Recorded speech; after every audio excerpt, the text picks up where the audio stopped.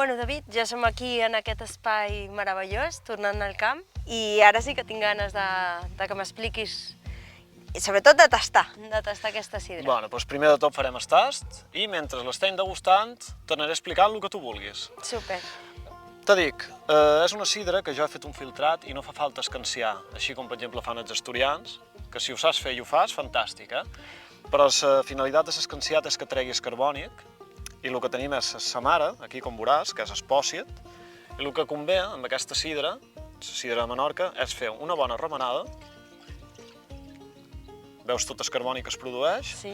I que espòsit es distribueixi per tot. Així ara la podem encetar i una vegada ja està distribuït.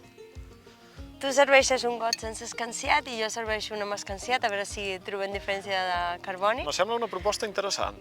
Però tenia entès també que cada vegada la sidra és menys àcida, està com més acabada, més feta, i aleshores l'escanciat tampoc el necessita per no rompre aquella acidesa, no? Correcte. És més bona de beure, enguany. O sigui, la sidra asturiana també, no? Com que ja no necessita aquell escanciat de l'acidesa.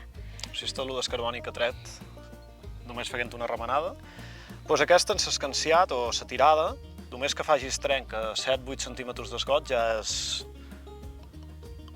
ja ho val. Ja se sent ja aquest carboni.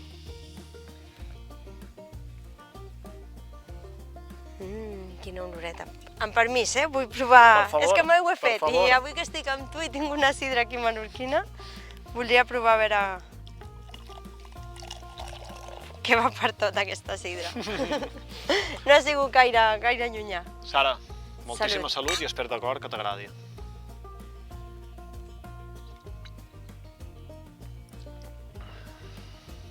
Quan vam provar el suc allà a Sallaret, es notava molt el punt dolç. Sí. No? Aquesta suavitat que encara manté, però el carbònic li dona més frescura.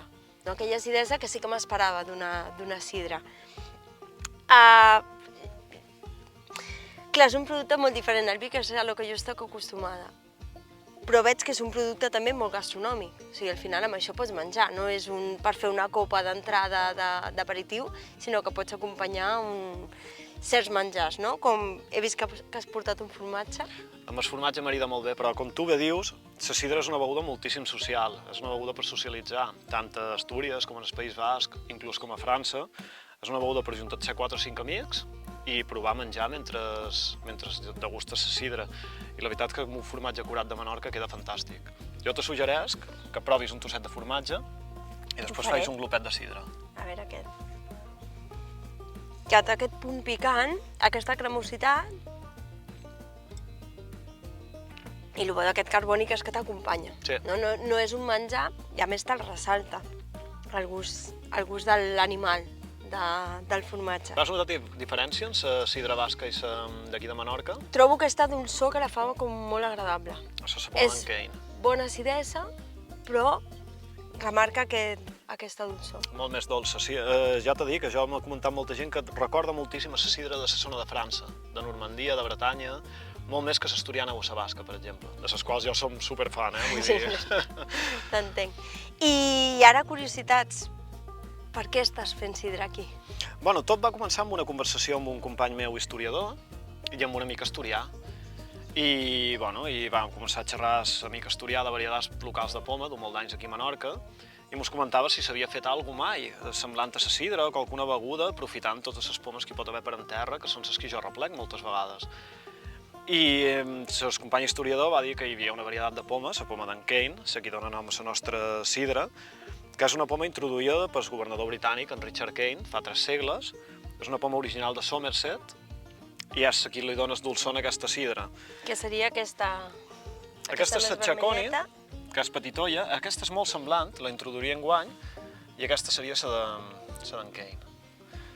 El que passa és que, clar, nosaltres vam començar a xerrar i vam començar a investigar, a veure si ja s'havia fet aquí o s'havia fet alguna similar, però clar, amb totes aquestes coses, l'amic asturià va fer la proposta de dir per què no mos hi atrevem, perquè és una feina que aprofita les varietats locals de poma, que moltes vegades se poden perdre, i per aprofitar tot el que és la matèria del camp que no té cap ús. Antigament podia anar per animals o destinada per abonos, i això és el que nosaltres fèiem amb els restos de lo de la poma, vull dir que sempre hi guanyàvem amb aquest aspecte, i tenia ganes de fer una coseta d'aquí del camp i relacionada amb la cultura i amb la història d'aquí de Menorca. I res millor que la dominació britànica, aquesta etapa tan interessant de la nostra illa, i un producte natural, i ja veus que pròpiament menorquí, amb el seu propi caràcter. Només te puc donar les gràcies per mostrar-me aquest petit projecte, però que trobo que és algo molt gran per la illa, i aprofitar a la gent que vagi al mercat a trobar aquestes pomes i veure la diferència que hi ha per després cercar-la a la sidra. Així que salut, David, moltes gràcies. Salut.